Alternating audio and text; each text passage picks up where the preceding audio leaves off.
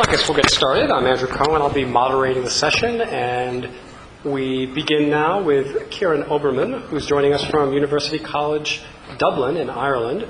And the topic of his talk is, what is wrong with permanent alienage? Okay, so thanks a lot for coming. So the basic thought behind my talk is that it's kind of looking at two things. So one is immigration restrictions, and the other is nationalization. And so as a base, these are kind of the two big topics in migration, I think. What rights do people have to cross borders? What rights do people have when they are admitted to a country? Big philosophical debates over the justifiability of immigration restrictions, and yet a consensus, it seems, when it comes to nationalisation. So I call this the coconut consensus. The coconut consensus is the view that states can be hard on the outside to exclude people from entry, but they can't exclude people from citizenship. Now that's a consensus position that political theorists take, David Miller, Michael Walter, lots of people have written on this issue, but it extends also to people, well, to one person in particular, to Kieran, who supports the coconut consensus, because in many ways, Joe can see that it's a man with two hats. So he's got a kind of an open borders hat and a state discretion hat. So if you're familiar with Joe's work, then you'll know that he's famous for defending open borders, but most of his work isn't the defense of open borders. Most of his work is saying, okay, I'm going to assume that I'm wrong when it comes to open borders. I'm going to assume that states can justifiably prevent people from entering a country. Now I want to ask questions about what rights they should enjoy when they've been admitted to that country. And he thinks he can, like everyone in the coconut consensus, he thinks he can make an argument work for why people must be naturalised after a certain period of residency without assuming the traditional assumption that states have a right to exclude people. In the first place, exclude people from entry. Okay, I'm going to argue against the coconut consensus, and I'm going to argue against it on the basis of consent. So in my view, there's a big problem with the coconut consensus, which is if states have a right to keep people out, and if some of the people migrating choose to do so voluntarily, then why can't these voluntary migrants be taken to signal consent to the terms of no admission? And if they signal consent, isn't consent sufficient to justify exclusion from citizenship? In other words, if you want to be pro-nationalisation, if you want to believe that there is a duty to nationalise, then I think you should start challenging immigration restrictions. And I think you should do both. I'm in favour of, this is not talk against nationalisation, this is talk against nationalisation, but suggesting that people should also start thinking about, need to start thinking about questioning immigration restrictions if they're going to take that decision. Okay, so this is how the paper is divided up. I'm going to kind of criticise particular arguments that Joseph Kieran makes for nationalisation. That's kind of particular to Joe's work. Then I'm going to present some problems with any argument for nationalisation that forms part of the coconut consensus. And then I'm going to briefly look at kind of Joe's response to that problem, and then I'm going to offer my own solutions. So, Kieran makes two kinds of arguments. He makes a democratic conclusion argument and an argument from societal ties. Democratic inclusion argument is really quite straightforward. It's just the view that if you live in a country, and you're being coerced by the government, you've got a right to a say in that government which coerces you.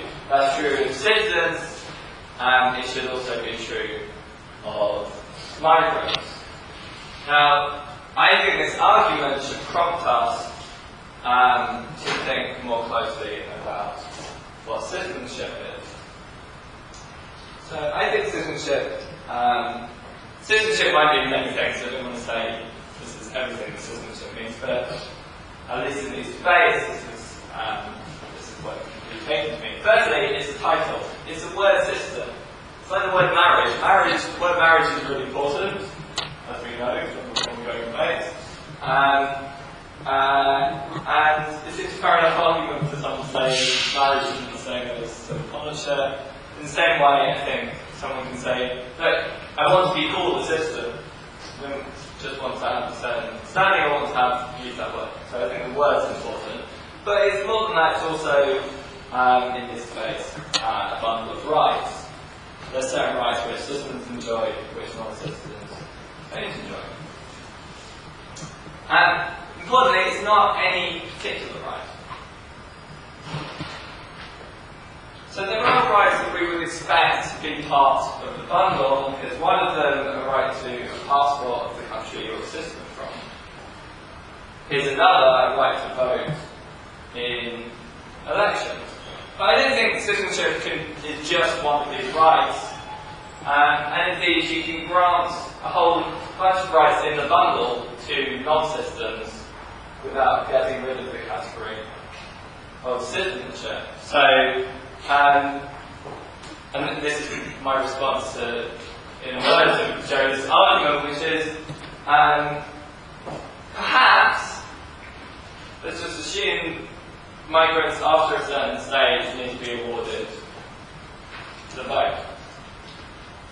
Well, that doesn't mean that the nation must be awarded citizenship, because, of course, you can enfranchise non-citizens. The country which goes furthest in this regard is New Zealand. They grant vote to migrants after 2 years of residency, but many, many countries include non-citizens in the franchise to some extent.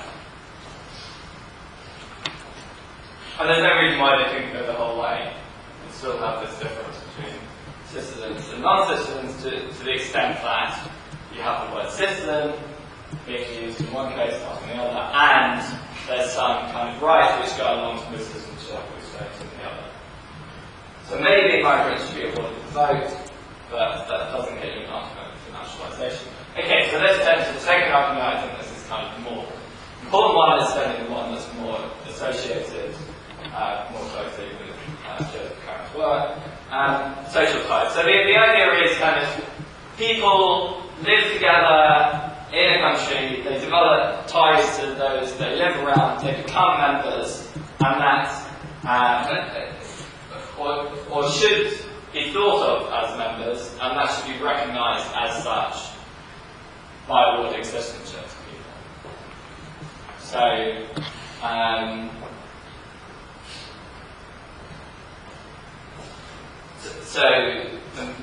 that in a nutshell is kind of is the argument. Now, I think that there's a number of those problems with this argument. I'm going to kind of look at two of them, and that's that the argument is both over-inclusive and under-inclusive. By over-inclusive and under-inclusive, I mean that if we kind of use this social ties, these connections between people, connections between migrants and the community that they live amongst, as the grounds for nationalisation, then there will be some cases where there will be a duty to nationalise, when intuitively there seems no duty to nationalise. And in other cases, there will be no duty to nationalise when there does seem to be a duty to nationalise. Okay, so an over-inclusive case. Imagine a British tourist who goes to Italy on holiday each year for, say, 3 weeks a year. For those 3 weeks becomes really engages with the local community, develops all kinds of ties. Those 3 weeks are really, really important to him. Those connections are really important to him. And you know, everyone in town knows him, let's say. So he is, in a sense, part of the community, but only for 3 weeks. Yeah, it's got significant social ties. And that community doesn't seem to be a case where we want to award citizenship just for temporary. We don't want to give a tourist citizenship just for temporary residents. Okay, case where it's under-inclusive. Imagine people who don't have social ties. They move to a country. They are either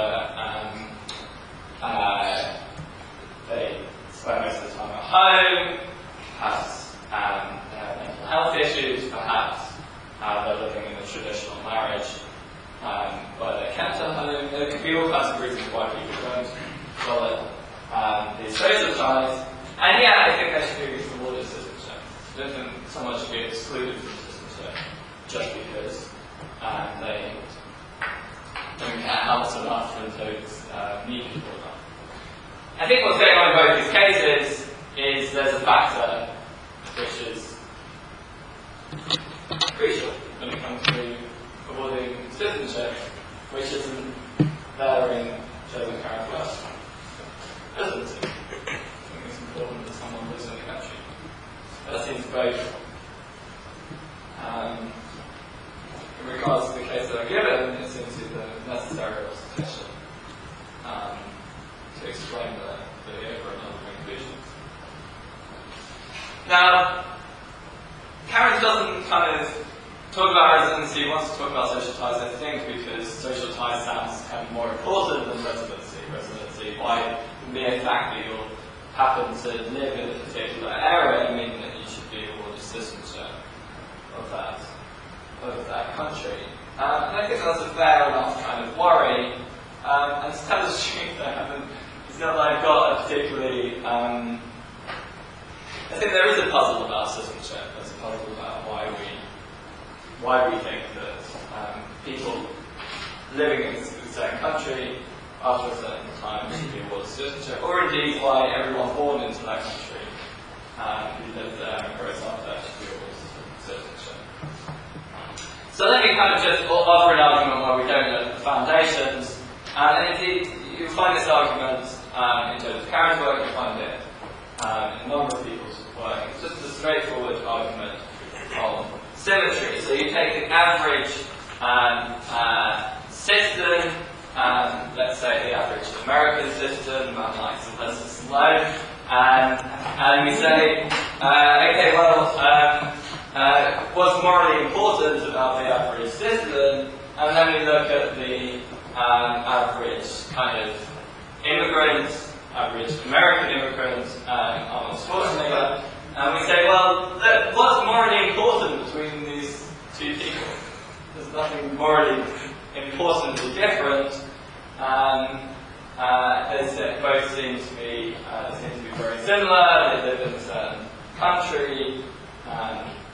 They obey the laws of that country. They contribute to the economy, etc. Why, if we're going to award citizenship to one, we should award citizenship to the other?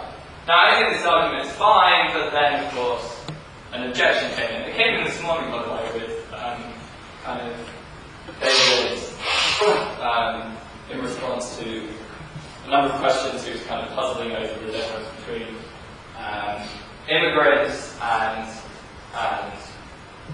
minorities, indigenous minorities, and he started talking about consent.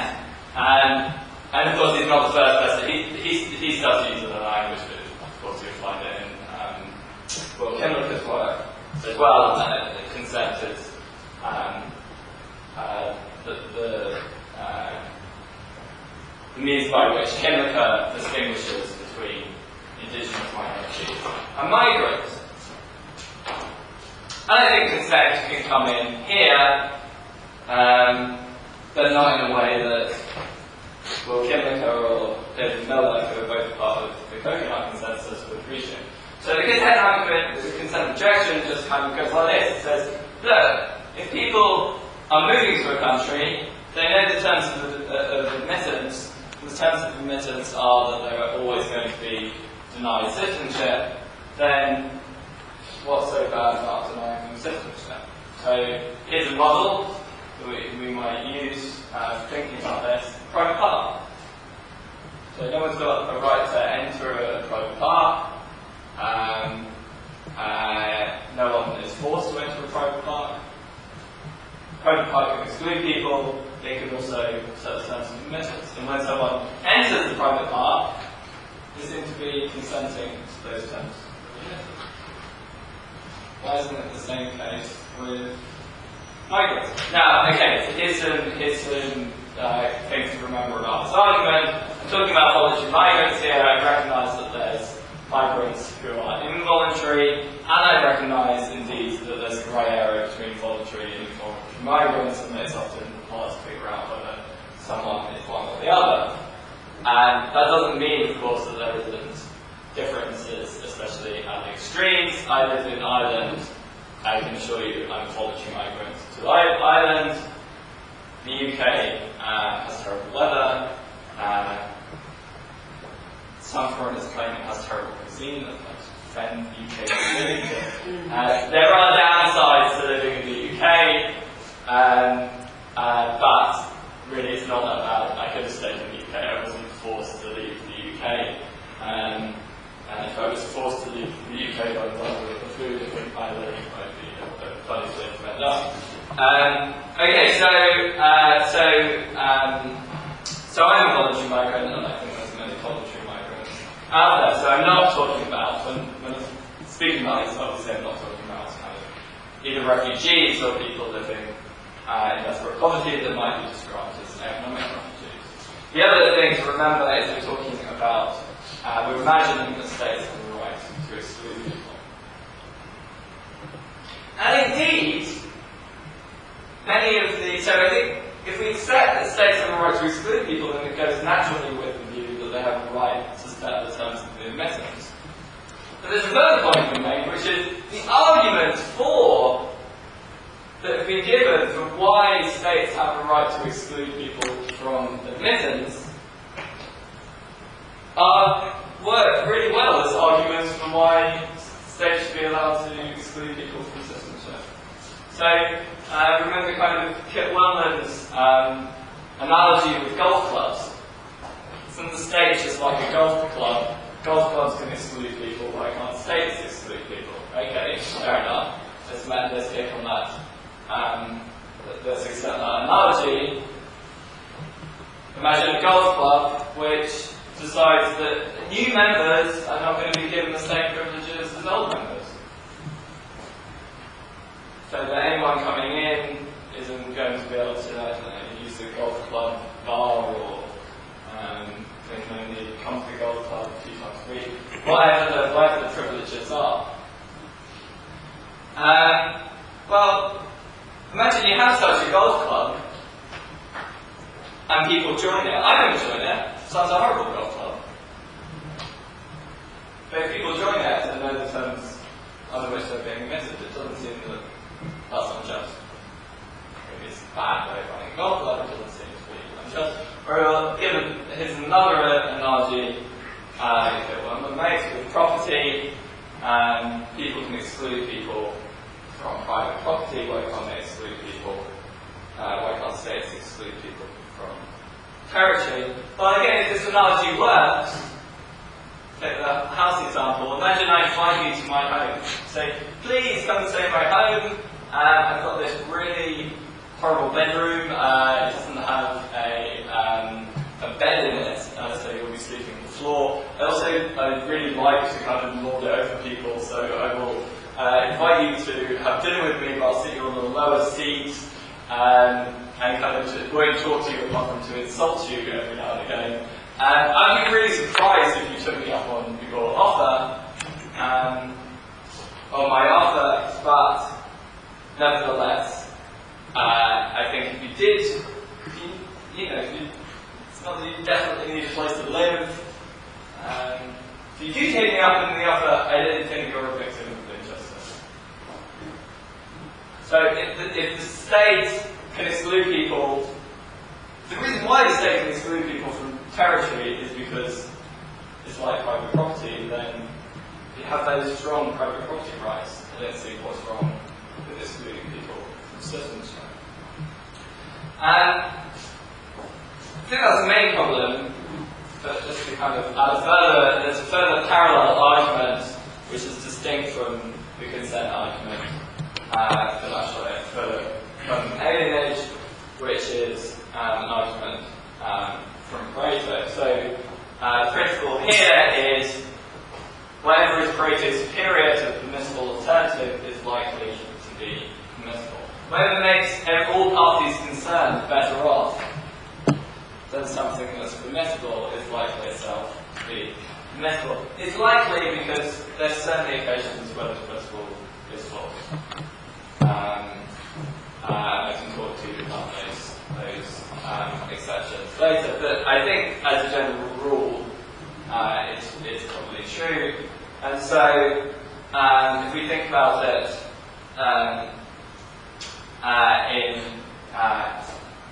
in terms of exclusion and citizenship, then we again find this interesting conclusion. So, if being excluded at the border, excluding migrants at the border, if that isn't great for migrants and isn't that great for citizens compared to admitting people as permanent aliens, then it seems that admitting people as permanent aliens is proto-superior. If this is a permissible option, states are allowed to exclude people from admittance to the territory. Why can't they exclude people from admittance to citizenship when this alternative will leave both parties better off? And you might be thinking, well, how do you know it's going to leave both parties better off?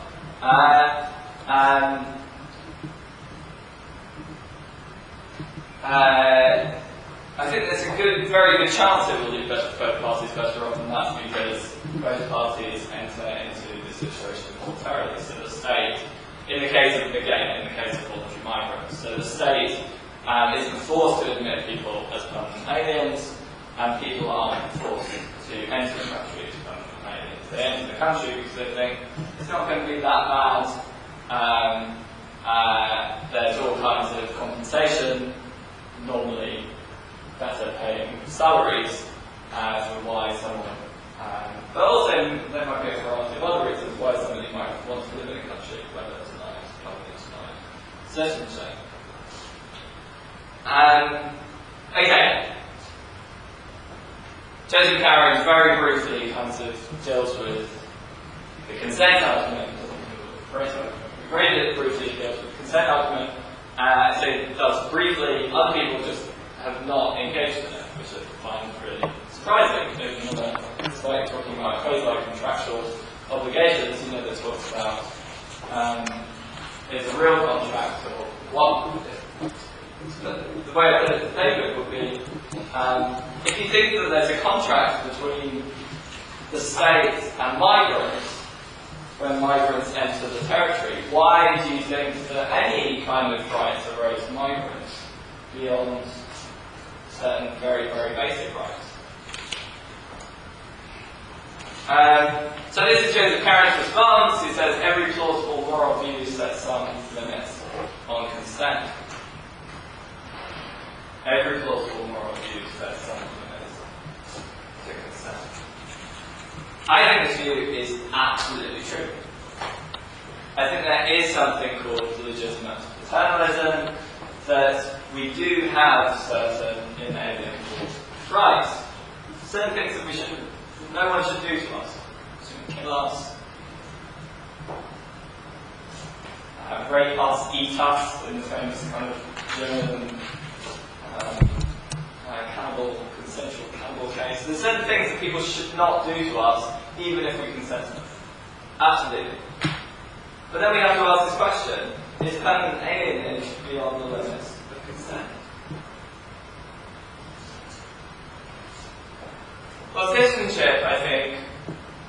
huge bundle of rights, and it usually includes both inalienable and alienable or discretionary rights. So if you want an example of a discretionary right, it's one of them, the right to a passport, which in the case of migrants will always be a right to a second passport. They've got a passport of their own country, and now they want a second passport. Why should they, what inalienable right, why is this such a core thing? Especially if we think that no one has a right to go around the world, which is what people in the Copenhagen consensus argue. So why do they have this right to? So the idea of this, that sure, Kieran is right, there's certain inalienable rights, but that doesn't mean the idea of inalienable rights won't get us to nationalisation, because you can imagine a bundle of citizenship rights, and I think every bundle of every citizenship right going, or most bundles out there, include both these discretionary rights and inalienable rights. So we can grant inalienable rights to migrants, deny them these discretionary rights, and we won't be beyond the limits of consent. Okay, so that's the solution. That's the problem. There's this consent problem to kind of arguments against nationalisation. What's the solution? Well, the solution is not to take your open borders hat off into my advice to Kieran. I think, and this, I'm afraid I'm going to have to do very, very briefly, especially because I'm coming to the end of my time. I think, and I've written at length elsewhere, that people do have a right to immigrate. It's based on the fundamental freedoms that are well recognised, freedoms to movement, association, religion, occupational choice, expression. I think these freedoms allow us to make decisions regarding core matters of core personal concern, such as who we marry, where we live, who we spend our time with, which job we take, which, if any, religion we practice. I think we should be able to make these decisions, and I think we're right to condemn states that interfere with us making these decisions by narrowing our choices in various ways. So think of, say, apartheid South Africa, people's movement being restricted internally, people being denied the right to association, freedom of occupational choice, etc. But if we have those freedoms, then how on earth can you justify immigration restrictions? Immigration restrictions interfere with all of these same matters of core personal concern. They deny us physical access to jobs, family, friends, religion, civic associations, etc., available in foreign states. So my solution to kind of this issue of freedom is to think that immigration restrictions require the same level of justification as internal restrictions, and that the norm should be that people are free to move.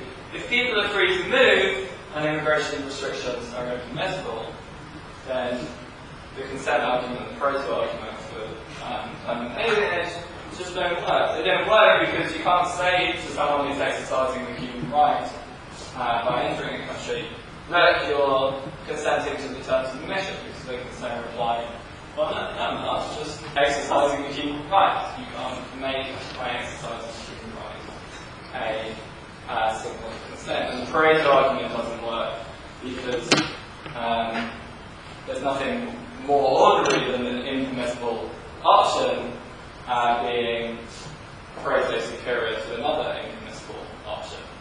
So if exclusion is impermissible in the first place, then there's nothing particularly of interest in showing that that exclusion from nationalisation is also impermissible.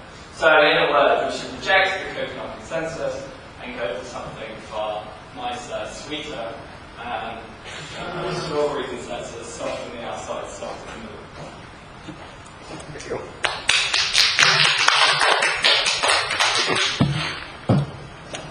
we have a few moments for questions.